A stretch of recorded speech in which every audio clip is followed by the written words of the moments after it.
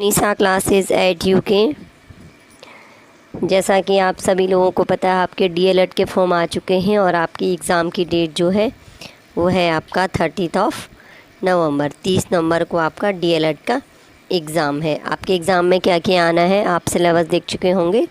आपके एग्ज़ाम में आएगा जीएस, आपके एग्ज़ाम में आएगा टीचिंग एप्टीट्यूड और आपका रीजनिंग, और आपके एग्ज़ाम में बाकी आएगा आपका थोड़ा सा टीचिंग एप्टीट्यूड, रीजनिंग, जीएस और ये मैथ्स आएगा। ठीक है, तो हम आज करेंगे आपके लिए मैथ्स की क्लासेस स्टार्ट करेंगे। लगभग 2 महीने का टाइम आपके पास है। ठीक है, और इस 2 महीने में सिलेबस आपका काफ़ी अच्छा है।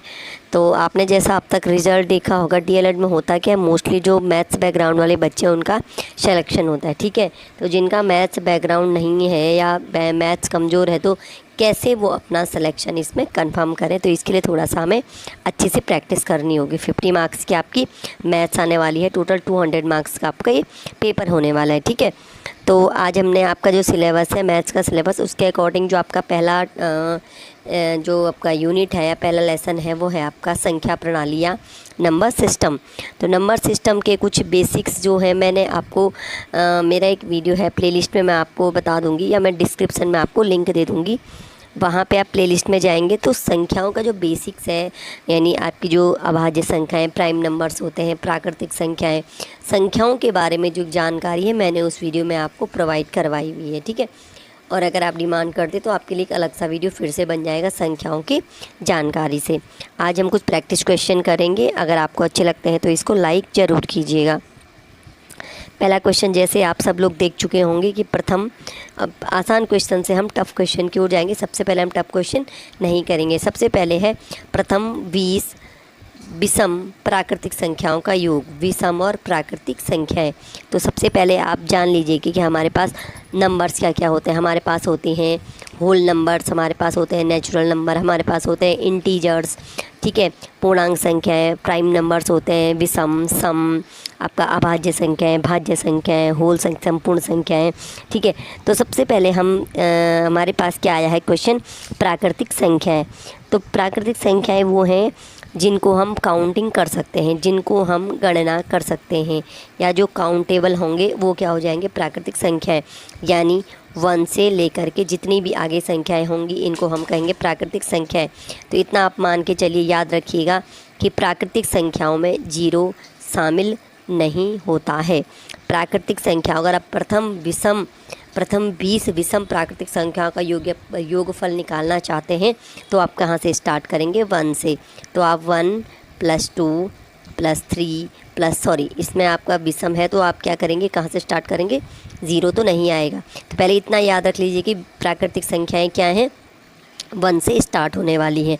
अब विषम की बात हो रही है तो विषम कौन सी होती हैं, जो 2 से विभाजित नहीं होते हैं, जो 2 से डिवाइड नहीं होंगी। यानी आपका 1, 3, 5, 7 इस तरह से आपका क्या हो जाएंगी, विषम प्राकृतिक संख्याएं हो जाएंगी।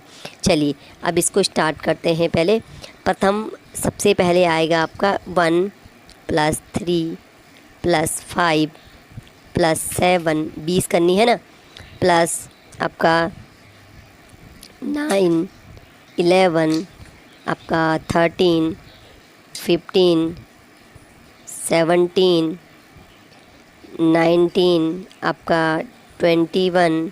ठीक है, 20 लिखनी है, 21 प्लस आपका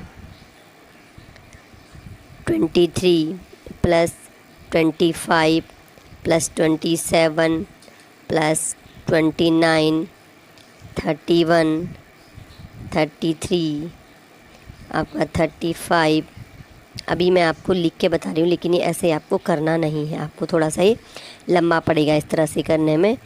ठीक है, 37 और प्लस 39 कितनी हो गई है, 1 2 3 4 5 6 7 8 9 10 11 12 13 14 15 16 17 18 19 और 20, 1 to 40 आपकी ये इतनी ये प्रथम 20 विषम प्राकृतिक संख्याएं हमने लिख दी हैं। अब हम इसको सिंपली अगर करना चाहें तो हमारा बहुत लंबा टाइम लगने वाला है, तो उसके लिए हम क्या करेंगे, कुछ फॉर्मूलाज का यूज़ करेंगे। अब इसमें फॉर्मूला कौन सा लगेगा तो हम देख लेते हैं। आपने अगर समांतर श्रेणी पढ़ी होगी तो आप इसको इस तरह से लिख सकते हैं, 1 +3 +5 और ये सो ऑन और प्लस आपका ये 39। आप इस तरह से भी इसको लिख सकते हैं, ठीक।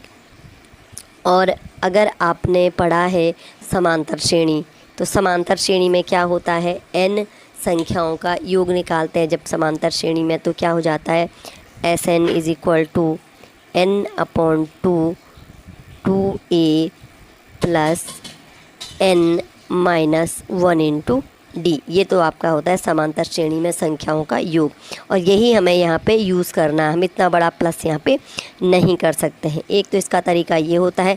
दूसरा, अगर आपको अंतिम संख्या भी पता हो तो इसमें एक और फॉर्मूला आपका यूज़ होता है, ठीक है। तो चलिए अब इसको स्टार्ट करते हैं तरीके से। मैंने आपको बता दिया ये आएंगी प्राकृतिक संख्याएं। थोड़ा हम बेसिक जानना बहुत ज़रूरी है कि हमारे पास कहाँ से लेकर, तो 1 से लेकर 39 तक हमारे पास प्रथम 20 विषम प्राकृतिक संख्याएं आएंगी। अब इनका योगफल निकालना है, तो इतना बड़ा प्लस करेंगे तो हमारा एग्ज़ाम तो वैसे ही छूट जाएगा, ठीक। तो हमने क्या करना है, थोड़ा सा हम इसमें फॉर्मूला इस्तेमाल करेंगे। तो हम कैसे लिखेंगे इसको, हमको इसको लिखेंगे 1 +3 +5 प्लस सो ऑन और 39, ये हमारे अंतिम संख्या है, ठीक है। अब इसमें हमारा, अगर मैं आपको समांतर, ये बन रही है समांतर श्रेणी, 2 का गैप 2 का गैप 2 का गैप करके समांतर श्रेणी बनेगी, ठीक है। और जब डी हमारे, जब संख्याओं के बीच में गैप सेम होता है तो वो क्या बन जाती है, एक समांतर श्रेणी। अब इस समांतर श्रेणी में एक होती है आपकी प्रथम संख्या, वो होता है आपका a इज इक्वल टू 1। दूसरा होता है 2 नंबर के बीच का गैप, वो है हमारा 3 - 1 2, 5 - 1 3, सॉरी 5 - 3 2, तो ये डी हमारा 2 है। और अगर मैं इसके समांतर श्रेणी से संख्याओं का योग निकालूँ तो संख्याएं कितनी है टोटल हमारे पास 20, यानी n इज इक्वल टू 20। अभी हम यूज़ नहीं कर रहे हैं कि अंतिम संख्या क्या है, हमें चाहिए 20 संख्याओं का योग, ठीक है। और अगर हम नहीं भी लिखते 39 तो भी हमें पता होता है कि इस तरह से हमारे पास विषम संख्याएं आएंगी। अब 50 बोल देंगे तो हमें ये थोड़ा पता इसकी 50वीं संख्या कौन सी है, ठीक है। हम क्या करेंगे, स्टार्ट कर देंगे विषम संख्याओं को लिखना, ठीक। तो ये इसका फॉर्मूला होता है n/2 2a और प्लस n-1 इंटू डी। अब इस फॉर्मूले में हम इसको चीज़ों को पुट करेंगे। n हमारे पास है 2, तो 20 n हमारे पास है 20/2 प्लस 2a हमारे पास है 1 प्लस n-1 20 - 1 और d हमारे पास है आपका 2। इस क्वेश्चन को आगे हम सॉल्व करेंगे। यहाँ पे 20/2 ये आपका क्या हो जाता है, 10 हो जाता है, और अंदर ब्रैकेट के अंदर 2 × 1 2 और प्लस 20 - 1 आपका 19 बन जाता है, और 19 × 2 आपका क्या बन जाता है, 38 हो जाता है। उसके बाद हम क्या करेंगे, 38 + 2 हमारा 40 हो जाता है, और 10 × 40 हमारा आंसर आ जाता है आपका 400। यानी प्रथम 20 विषम प्राकृतिक संख्याओं का योग हमारा कितना आ जाता है, 400 आ जाता है, ठीक है। ये हमारा आ गया 20 विषम प्राकृतिक संख्याओं का योग, ये आ गया हमारा 400, ठीक है।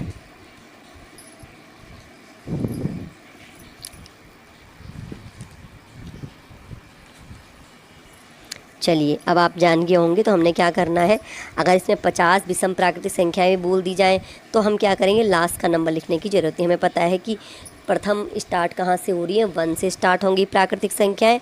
विषम बोला है तो 1 से स्टार्ट होंगी, सम बोला है तो 2 से स्टार्ट होगी। तो आप 2 + 4 + 6 ऐसे करके कर सकते हैं।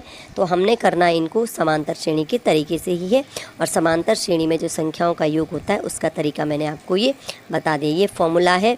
और एक क्लास विशेष आपको, जब काफ़ी क्लासेस हो जाएंगी तो एक फॉर्मूला विशेष की क्लास आपके लिए प्रोवाइड करा दी जाएगी। जितने भी आपके चैप्टर्स हैं ना इसमें 8-10, तो सबके जो जो फॉर्मूले होते हैं तो आपके लिए एक फॉर्मूला की क्लास प्रोवाइड करवा दी जाएगी। फिलहाल ये आप इस चीज़ का ध्यान रखिए कि हमने एक क्वेश्चन किस तरह से सॉल्व किया, और साथ में ज़रूर करते रहिएगा कॉपी पेन लेके, तभी आपको चीज़ें समझ में आएंगी। अभी आप खुद से प्रैक्टिस करिए, 50 लीजिए सम संख्याएँ, आप 100 लीजिए सम प्राकृतिक संख्याएँ या विषम प्राकृतिक संख्याएँ, ठीक है। तो इस तरह से आप इस क्वेश्चन को सॉल्व कर सकते हैं। चलिए आगे बढ़ते हैं। नेक्स्ट क्वेश्चन ये है, यहाँ पे ये बिल्कुल वही है, कुछ इसी टाइप का जो हमने अभी किया, यहाँ पर भी यही है। ठीक है। यहाँ पर हमने इनका योग निकालना है, तो तरीका बिल्कुल वही है। यहाँ पर भी क्या है, अब देखिए ये भी एक समांतर श्रेणी बन रही है क्योंकि बीच में गैप समान है। एक +1 यानी सब में गैप क्या है, 1 1 का गैप है। यहाँ पर भी फर्स्ट नंबर है और आपका लास्ट नंबर गिवन है, ठीक है। अब या तो आप इसको इससे कीजिए कि फर्स्ट नंबर और लास्ट नंबर क्या है, या तो आप इससे कीजिए कि हमें क्या करना है, हमें संख्याओं का ये या तो हमें पता होना चाहिए कि कुल मिलाकर ये संख्याएं कितनी हैं, ठीक। तो फॉर्मूला क्या है हमारे पास, SN यानी n संख्याओं का योग समांतर श्रेणी में, तो ये हो जाता है आपका n/2 और 2a + n-1 × d। और इसका जो दूसरा फॉर्मूला होता है वो होता है इसका जो दूसरा फॉर्मूला होता है अभी मैं आपको बताती हूँ, ठीक है। पहले ये कर लेते हैं। अब यहाँ पे n कितनी संख्या है, 91 टू, यहाँ पे कोई गैप नहीं है, ठीक है। तो 90 से लेके 110 तक, 90 के बाद 10 संख्याएँ 100 और 10 संख्याएँ 110, टोटल 20 संख्याएँ हैं। ये भी कितनी है, 20, 20/2 और ये हो जाएगा 2 × a। तो a मतलब पहली संख्या, पहली हमारे पास कितनी है, 91 और प्लस n-1, n यानी फिर से 20 और -1 d हमारे पास कितना है, यहाँ पे गैप कितना है, बीच में 1 का गैप है। तो आगे इसको सॉल्व कर लेंगे, ये आ जाएगा 10 और ये आपका 2 1 कम 2, 2 9 आपके 18, 182 प्लस 20 - 1 19 और 19 × 1 ये आ गया आपका 19 आ गया है, ठीक है। चलिए आगे इसको सॉल्व करते हैं, इनको ऐड कर लेते हैं। ये आपका आ गया, ये आ गया 201 और इसका फाइनल जो हमारा आंसर आ रहा है 2010, यानी जो ये है इसका मान आ गया ये भी हमने किससे किया है, समांतर श्रेणी से किया है। चलिए आगे है 58 से 68 के बीच सभी अभाज्य संख्याओं का योग क्या है। अभाज्य संख्याएं मतलब जो किसी से भी विभाजित नहीं होती हैं, इनको हम क्या कहते हैं, प्राइम नंबर्स भी कहते हैं, ठीक है। प्राइम नंबर की स्टार्टिंग कहाँ से होती है, सबसे छोटा आपका जो प्राइम नंबर होता है वो क्या होता है, आपका सबसे छोटा प्राइम नंबर आपका होता है 2, ठीक है। तो 2 से हमारे जो होते हैं प्राइम नंबर या हमारी अभाज्य संख्याएं स्टार्ट होती हैं, ठीक है। 3 से नहीं करेंगे हम, 1 से भी नहीं करेंगे। तो सबसे छोटा हमारा प्राइम नंबर 2 से, तो आपका 2 3 5 7 11 इस तरह से हमारे प्राइम नंबर चलते रहते हैं। तो प्राइम नंबर मतलब जो कि इससे भी डिवाइड नहीं होते हैं। और ये एग्ज़ाम में कई बार पूछ लिया जाता है कि सबसे छोटी अभाज्य संख्या क्या है या सबसे छोटा प्राइम नंबर क्या है। तो सबसे छोटा प्राइम नंबर आपका क्या होता है, 2 होता है, ठीक है। सबसे छोटा हमारा प्राइम नंबर हो गया 2। अब यहाँ पर क्या कहा जा रहा है कि 58 से 68 के बीच सभी अभाज्य संख्याओं का योग क्या है। ये तो योग ही करना पड़ेगा, इनमें तो मुझे लगता नहीं कि कोई सेम गैप आएगा। तो 58 से 68 के बीच अभाज्य संख्याएं हैं हमारे पास 57 नहीं, 57 तो 3 से डिवाइड हो जाएगा आपका, 59 61 आपका 67, पता नहीं और भी होती हैं क्या, 59 ये में किससे डिवाइड नहीं होता है। और आपका 61 आपका 62 63 65 शायद ये तीनों ही नंबर हैं जो अभाज्य संख्याएं हैं। और इनका योग कितना हो जाएगा, ये इनका योग करके देख लेते हैं, 7 और 6 6 12 5 17 1 18 187। तो ये आ गई 3 अभाज्य संख्याएं। तो अभाज्य संख्याएं भी पता होनी चाहिए हमें कहाँ कहाँ से निकलेंगी। और कैसे पता चलेगा डिविजिबिलिटी का, हमें डिविजिबिलिटी के भी रूल होते हैं। जैसे आपको जानकारी कि 2 से विभाजित होने वाली जो संख्याएं हैं, सम संख्याएं, उनके लास्ट में या तो 0 आए या 2 आए या 2 से डिवाइड होने वाला कोई नंबर आए तो वो क्या हो जाता है आपका 2 से भाज्य संख्या है। 3 में क्या होता है, कोई संख्या 3 से विभाजित होती है तो क्या होता है संख्या के जैसे। हम यहाँ पे हमने आपका 57 नहीं लिया, तो 57 में क्या था, जो 2 नंबर थे इनका सम कितना आ रहा था, 12 आ रहा था। 12 3 से डिवाइड होता है, इसलिए नंबर क्या हो जाएगा 3 से डिवाइड। और फिर अब 4 की 6 की तो डिविजिबिलिटी की भी क्या होती है, कंडीशन है 11 13 तक डिविजिबिलिटी, और बाकी आपको अगर टेबल आती हैं तो 19 तक आपको पता चल जाता है। ठीक है, तो फिलहाल तो ये है कि ये क्या थी, अभाज्य संख्या है, ये हमने इनका योग निकाल लिया। ऑप्शन नंबर सी इसका सही आंसर है। ठीक है, एग्ज़ाम में आप हमेशा question easy to moderate to tough करके जाइए, क्योंकि एग्ज़ाम का कोई भरोसा नहीं होता, कभी बहुत इजी आ जाता है, कभी बहुत टफ़ आ जाता है, कोई क्वेश्चन बिल्कुल बेसिक होता है, कोई क्वेश्चन बहुत टफ़ आ जाता है। ठीक है, अब यहाँ पर एक और क्वेश्चन है, 1 से 9 तक की संख्याओं के वर्गों का योग क्या है। 1 से 9 तक जो संख्याएं हैं उनके वर्गों का योग, यानी हमें पता करना है 1 square plus 2 square plus 3 square और प्लस सो ऑन करके हम करेंगे प्लस 9 का स्क्वायर। 1 से 9 तक जो संख्याएं हैं इनके वर्गों का योग हमें निकालना है। अब यहाँ पर भी हम इतना लंबा चौड़ा करने नहीं बैठेंगे, तो हमारे पास कुछ और फॉर्मूलाज होते हैं। हमारे पास फॉर्मूले होते हैं कि हमें क्या करना है, हमें एक फॉर्मूला होता है प्रथम n प्राकृतिक संख्याओं का योग, n प्राकृतिक संख्याओं के वर्गों का योग और n प्रथम यानी 1 से जो स्टार्ट होती हैं प्राकृतिक संख्याएं उनके क्यूब का योग। ठीक है, तो 3 होते हैं हमारे पास। एक तो आपका क्या होता है n+1/2, चाहे तो आप ये फॉर्मूला नोट कर सकते हैं। दूसरा होता है स्क्वायर में n+1 और 2n+1 अपॉन होल का 6। और अगर आप क्यूब की बात करें तो ये होता है n+1/2 और इसका आपका होल स्क्वायर, यानी जो ये होता है इसका स्क्वायर होता है n प्रथम यानी 1 से जब प्राकृतिक संख्याएं स्टार्ट होती हैं कंटिन्यूटी में, तो उनका योग ये होता है। उन संख्याओं के वर्गों का योग जो हमें फाइंड करना है वो ये होता है n+1 2n+1/6 और उनके क्यूब की योग की बात करें तो वो होता है n+1/2 होल का स्क्वायर। तो ये 3 फॉर्मूले आप अपने पास नोट करके ज़रूर रख लीजिएगा। ठीक है, चलिए अब आगे करते हैं ये काम। हमें क्या करना है, हमें निकालना है 1 से 9 तक की संख्याओं के वर्गों का योग, यानी अगर इसको एक सिंपल भाषा में ऐसा भी पूछ लिया जाए कि प्रथम n प्राकृतिक संख्याओं के वर्गों का योग। प्रथम इसलिए कहते हैं क्योंकि ये 1 से स्टार्ट हो रही हैं। ठीक है, तो इनके वर्गों के योग का फॉर्मूला क्या है, n+1 2n+1 अपॉन 6। n यानी कितनी संख्याएं, 1 से 9 तक संख्याएं कितनी हैं, कुल 9 हैं, तो ये संख्याएं हैं 9। ये हो जाएगा 9+1 और 2 × 9 + 1 अपॉन 6। आगे इसको सॉल्व करते हैं तो ये आपका 10 और ये 19/6 हो जाता है। ठीक है, तो ये आपका बन जाएगा 3 3 9 और 3 दूनी 6, आपका 2 पंजे 10, आपका ये बन जाता है 15 × 19। ये क्या बन रहा है हमारा 15 × 19 और 15 × 19 है, तो इसका आंसर हम निकालेंगे या तो 19 के टेबल बोलो या आपका 15 का बोलो। 95 9 इसका 19,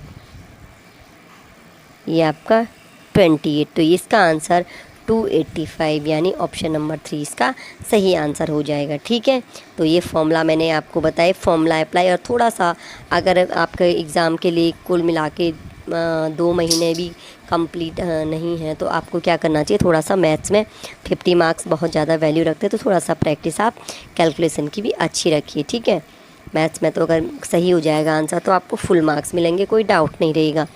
चलिए एक क्वेश्चन है, वह छोटी से छोटी संख्या क्या है जिसे 2000 में से घटाने पर, ठीक है, एक संख्या को हम 2000 में से घटाएं तो जो संख्या मिलेगी 2000 में से घटा के एक संख्या को घटाना है, तो जो संख्या मिलेगी वो 17 से पूर्ण रूप से विभाजित हो जानी चाहिए।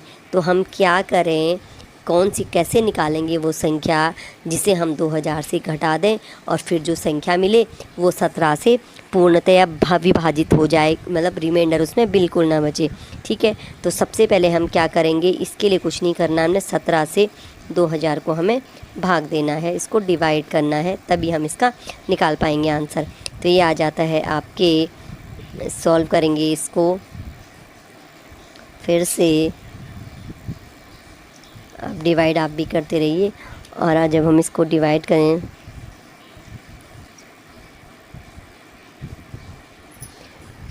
सत्रह एकम 17 और ये आपका सॉरी ये आपका 13 और ये 130 आपका आता है, और 130 आपका ये आपका 7 जार आएगा, 17 सत्ते 119। और यहाँ पर जो रिमाइंडर बचता है 11 बचता है, यहाँ पे रिमाइंडर मेरा बचता है 11। तो यहाँ पे शेषफल 11 आया है। जो शेषफल आया है अगर उसको यहाँ पे हम घटा दें, 2000 में से अगर हम उस शेषफल को हटा देते हैं तो वो क्या हो जाता है, ये हमारा 17 से पूर्ण रूप से विभाजित हो जाता है। ठीक है, क्योंकि जो 11 है वो एक्स्ट्रा है ना, तो यानी 2000 में से अगर हम 11 को हटा देते हैं तो क्या हो जाएगी, संख्या पूर्ण रूप से विभाजित हो जाएगी। जो रिमाइंडर आता है वही घटाने पर क्या हो जाएगा, पूर्ण रूप से विभाजित हो जाएगा। अब ये हम कैसे प्रूफ करेंगे कि 2000 में से 17 घटाने पर, 2000 में से 11 घटाने पर वो 17 से पूर्ण रूप से विभाजित हो जाएगा। तो हम इसको चेक कर लेते हैं। 2000 में से 11 माइनस क्या, 2000 में से आपने 10 माइनस किया, आपका 1990 बचा और आपका 1989 बचा है ना। आप 2000 में से 11 माइनस करते हैं तो आपका क्या बचता है, 1989। अब इस 1989 को 17 से डिवाइड करके देखते हैं क्या ये पूर्णतः विभाजित होता है। चलिए करके देखते हैं, ये है हमारा, और कोशिश करते हैं। लास्ट में 19 बचता है।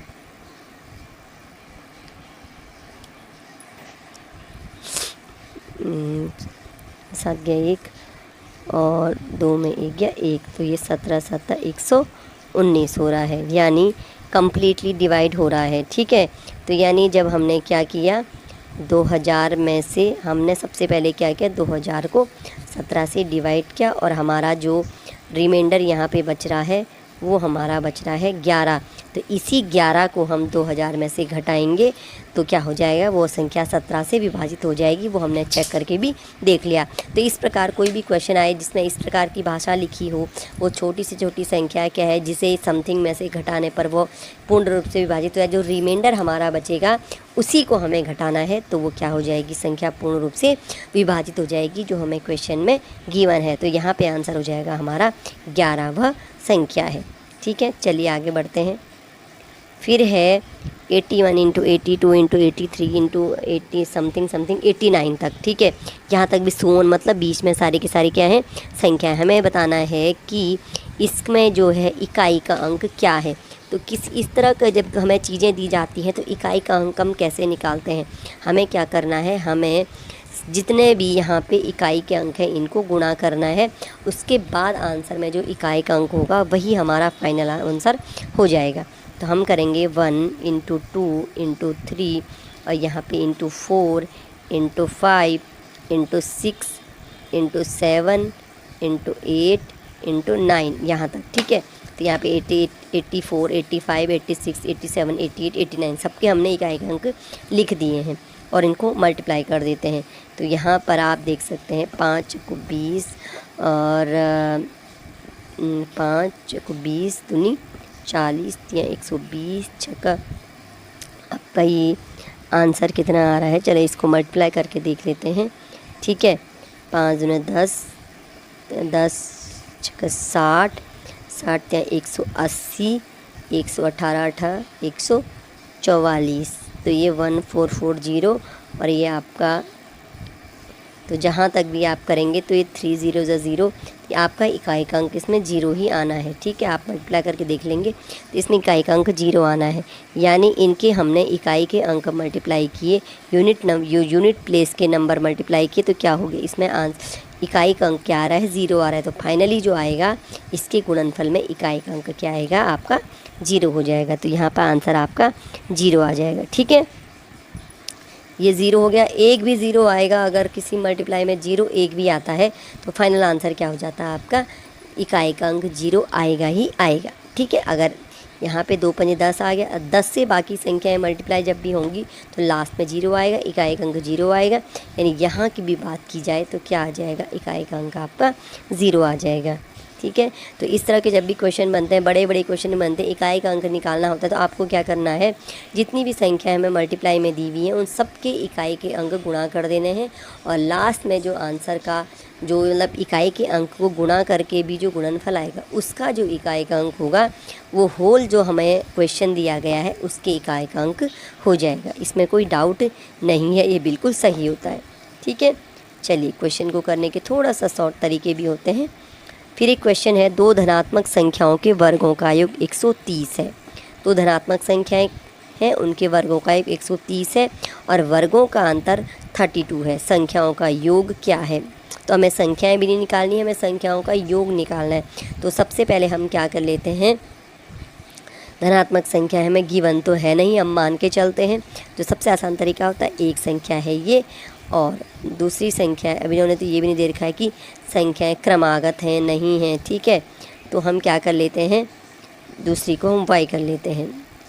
हो सकता है x² + y² = 130 और उनके वर्गों का अंतर x² - y² = 32। हमें निकालना है संख्याओं का योग। तो पहले संख्याएं निकल जाए तो हम क्या कर लेंगे, इन दो इक्वेशन बनती हैं, दोनों इक्वेशन को प्लस कर लेते हैं। ठीक है, ये प्लस ये प्लस ये प्लस, माइनस होता साइन चेंज, लेकिन प्लस में कुछ भी चेंज नहीं, ये कैंसिल। तो हमारा यहाँ पे आ गया 2x² = 162 और यहाँ से हम इसको थोड़ा आगे सॉल्व करके देखेंगे तो ये हो जाएगा आपका 162 को हम 2 से अगर डिवाइड करें तो ये आता है आपका 81। और ऑब्वियसली जब ये x² = 81 है तो x = क्या आ जाएगा, हमारा धनात्मक संख्या है तो x = 9 आ जाएगा। अब जब 9 x हमारा वैल्यू फाइंड हो गया तो हम आराम से y निकाल सकते। किसी भी इक्वेशन में हम पुट कर दें तो हम करेंगे छोटी वाली इक्वेशन में, यानी यहाँ पे हम पुट कर दें x² = 9 का स्क्वायर जो हो जाए हमारा 81 माइनस y² = हमारे पास आएगा आपका 32।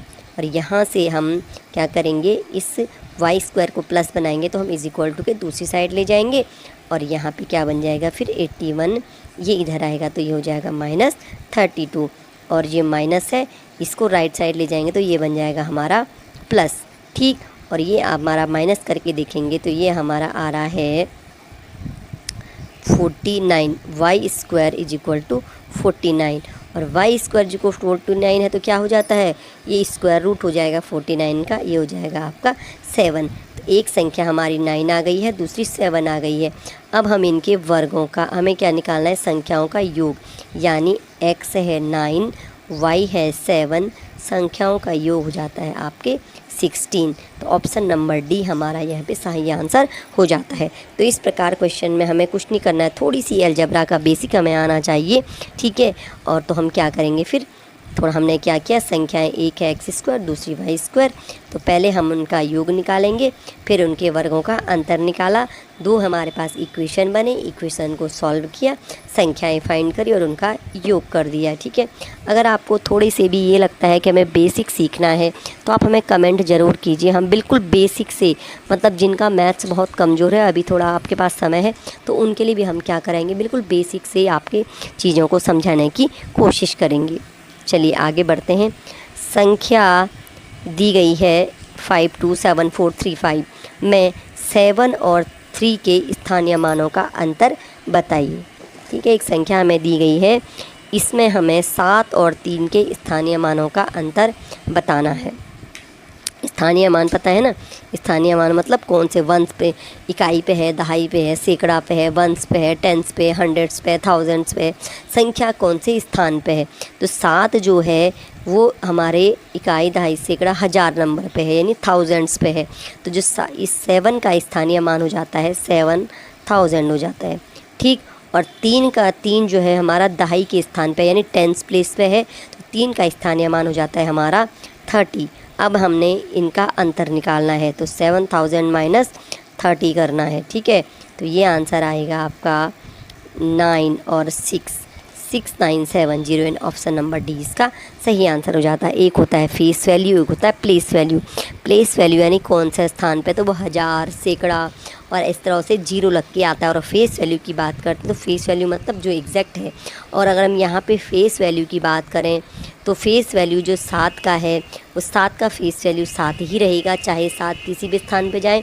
3 का फेस वैल्यू 3 ही रहेगा। तो फेस वैल्यू चेंज नहीं होती है, प्लेस वैल्यू में क्या होता है, 0 बढ़ते जाते हैं। ठीक है, चलिए आगे बढ़ते हैं। क्वेश्चन 3 अंकों की सबसे छोटी अभाज्य, यहाँ पे थोड़ा प्रिंटिंग मिस्टेक हो जाती है, संख्या है। 3 अंकों की सबसे छोटी अभाज्य संख्या क्या है? तो हम तो पहले देखेंगे कि 2 से कौन सी डिवाइड, 2 से तो कोई भी डिवाइड नहीं हो रही है। 3 से कौन सी संख्या इसमें डिवाइड हो रही है, 1 और 1 2। मुझे लगता है कि यही इसमें सही आंसर होना चाहिए, सबसे छोटी, क्योंकि 101 जो है वो 101 किसी से भी डिवाइड नहीं होता है। 3 से तो नहीं होता है, 4 से नहीं होता है, 5 से नहीं होता है। आप डिवाइड करके भी देख सकते हैं कि 7 से होता है, 7 एकम 7, 3, और ये 7 से भी नहीं होता है, 8 9 से तो हो ही नहीं सकता। जब 3 और 3 से कोई संख्या नहीं होती तो वो 9 से भी नहीं हो सकती, 10 से नहीं हो सकती, 11 से भी नहीं हो सकती, 12 से 13 से होती, 13 के टेबल में भी नहीं आती है, आपका 17 से भी नहीं हो सकती, और 19 से। तो सबसे छोटी अभाज्य संख्या 3 अंकों की क्या हो जाएगी, आपकी 101 हो जाएगी। यहाँ पे इतना लंबा चौड़ा इसीलिए दिया है कि थोड़ा आप कंफ्यूज रहें कि इसका आंसर क्या होना चाहिए, और एक्चुअल में इसका आंसर क्या है, आपका 101 है। ठीक है, आप खुद भी करके देख लीजिएगा, कोई डाउट होता है तो ज़रूर हमें कमेंट करिएगा। एक और यहाँ पे क्वेश्चन देख लेते हैं। यदि संख्या 7 8 स्टार 3 9 4 5 11 से विभाज्य है तो स्टार कौन सी संख्या है? माना हमने स्टार को x मान लिया, हमें फाइंड करना है x क्या है। 11 से विभाजित होने के लिए एक रूल है, डिविजिबिलिटी रूल।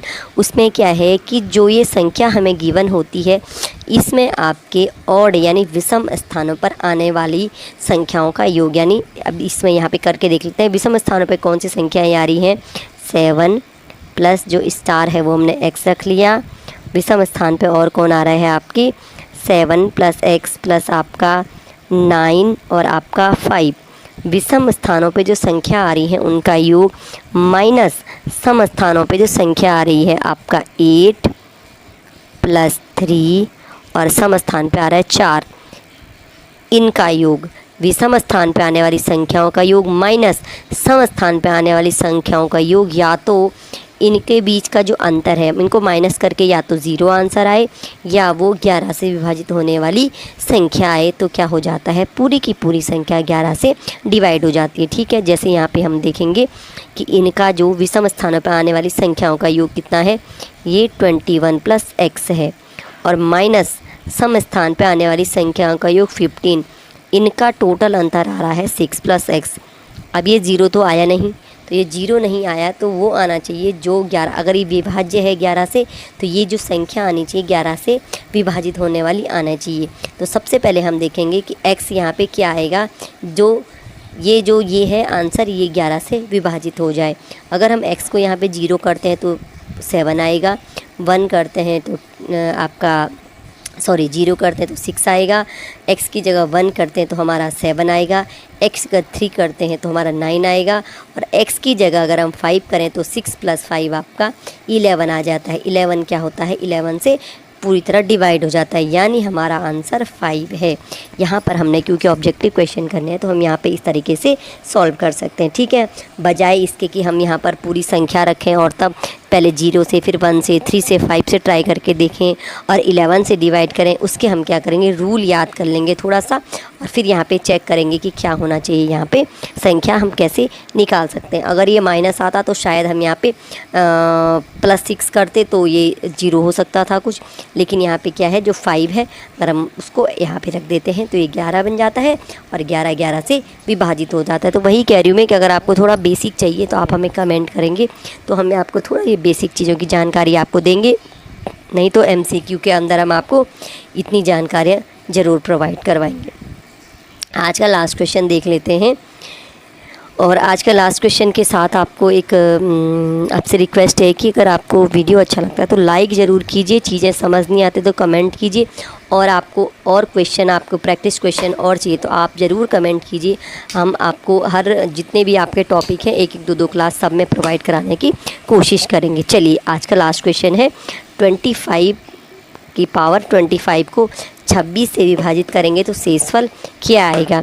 इसका भी एक थोड़ा सा रूल टाइप का होता है आपका कि अगर ये जो x to the power n अगर ऑड है, ठीक है, यानी n हमारा क्या है, ऑड है, n विषम है तो क्या हो जाता है, तो x to the power n plus a to the power n plus 1 ये क्या हो जाता है, आपका x प्लस a से डिवाइड हो जाता है, ठीक है। और अगर ये x to the power n में n इवन है, n अगर आपका इवन है तो x to the power n minus a to the power n जो ये आपका x माइनस a से डिवाइड हो जाता है। ये थोड़ा सा इसके नियम है, ठीक है। अगर क्या है आपके यहाँ पे अगर ये होता है, हाँ, अगर n ऑड होता है तो क्या होता है, x to the power n plus a ये इससे डिवाइड होता है, ठीक है। और ये तो मैं तब बता रही हूँ जब हमें क्वेश्चन सॉल्व करने हो, वैसे रूल यहाँ से स्टार्ट होता है। अगर ये कोई संख्या है इस तरह से दी हुई है तो ये इससे डिवाइड हो जाएगी, कब, जब n क्या होगा, ऑड होगा। और अगर ये इस प्रकार की कोई संख्या दे रखी है, पावर सेम है, ये आपका वेरिएबल है, ये नॉन वेरिएबल है, ठीक है, ये चर है और ये अचर है, ये कोई संख्या है, न्यूमेरिक है और ये ऐसा ABCD टाइप का कुछ है, और n अगर इवन है तो क्या हो जाएगा, वो x माइनस a से, सॉरी, ये हमेशा x प्लस a से ही डिविजिबल होगा, ठीक है। यहाँ पर प्लस, यहाँ पर माइनस, ध्यान देना है, ठीक है। अगर n इवन है तो माइनस वाला डिविजिबल होगा, n ऑड है तो ये वाला डिविजिबल होगा। फिलहाल हम क्वेश्चन करते हैं, क्वेश्चन के माध्यम से ही इन चीज़ों को समझेंगे। मैथ्स में तो अक्सर क्या होता है ना, प्रैक्टिस से ही हम चीज़ों को समझ सकते हैं। यहाँ पे आपको 25 टू द पावर 25 हमने गिवन है, अब हमें देखना है कि हमें ये कैसे करके निकालना है, ठीक है। इसको हम सॉल्व कैसे करेंगे, ठीक। अब यहाँ पे हमने क्या बोला कि x to the power n plus a to the power n, यहाँ पर क्योंकि n हमारा विषम है तो हम यही वाला फॉर्मूला देखेंगे। ये क्या होगा, x प्लस a से डिविजिबल होगा, पूर्णतः विभाजित होगा अगर n क्या है, ऑड है, ठीक है, व्हेन n ऑड, तो यहाँ पर n ऑड है। अब हम इस क्वेश्चन को कैसे तरीके से करेंगे ये मैं आपको बता देती हूँ। तो यानी जो हमारा यहाँ पे 25 की पावर 25 है, इसमें भी अगर हम प्लस करते हैं, प्लस 1 टू द पावर 25, ये भी किससे विभाजित हो जाएगा, आपके 25 प्लस 1 से। हम यहाँ पर ये चीज़ इसलिए कर रहे हैं क्योंकि हमें यहाँ पर 26 मिल जाएगा, इसलिए हमने 1 टू द पावर 25 क्या इस फॉर्मूले में इसको लाने के लिए, ठीक है। अगर n ऑड है तो जो ये 25 की पावर 25 प्लस 1 की पावर a की जगह हम यहाँ पे 1 कर देते हैं, 25 ये किससे डिवाइड हो जाएगा, 25 प्लस 1 से। यानी हम क्या करने वाले हैं, 25 की पावर 25 प्लस 1 जो ये संख्या है ये किससे डिवाइड होगी, यहाँ आपकी 26 से डिवाइड होगी। और हमें यही काम करना है, इसको 26 से डिवाइड करने पर शेषफल निकालना है, ठीक है। तो यहाँ पे भी हम अभी डिवाइड नहीं करेंगे, ठीक। अब हम क्या करेंगे, हमने बता दिया कि जो ये संख्या है ये पूर्ण रूप से 26 से विभाजित हो जाएगी, ठीक। हमें ये निकालना है कि इससे शेषफल क्या बचेगा। अभी हमने क्या निकाला कि इसमें अगर +1 ऐड करेंगे तो क्या हो जाएगी, पूर्ण रूप से विभाजित हो जाएगी।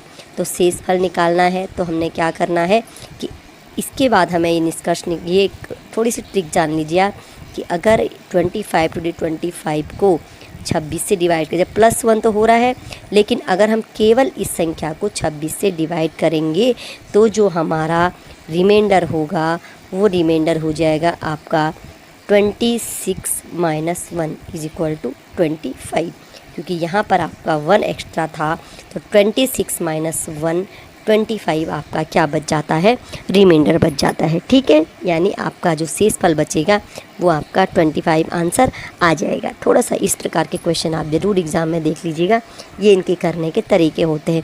और अगर आप इसको छोटे से फॉर्म में देखेंगे, छोटे तरीके से करके देखेंगे तो हमें यहाँ ये वाला ऑप्शन हो जाएगा।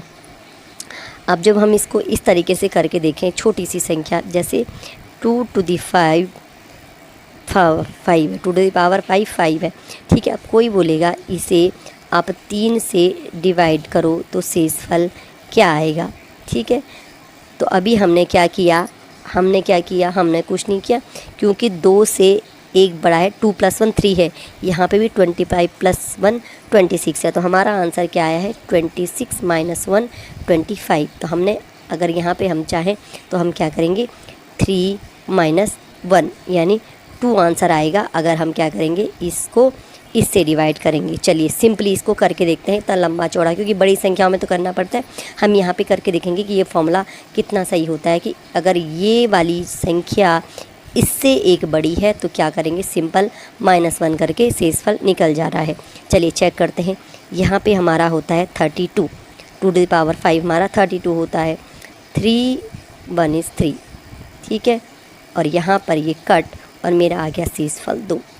यानी ये तरीका बिल्कुल सही है कि हमें क्या करना है, अगर ये वाली संख्या इससे एक नंबर बड़ी है तो शेषफल, चाहे यहाँ पे पावर, हाँ पावर देखना है ऑड है कि इवन है।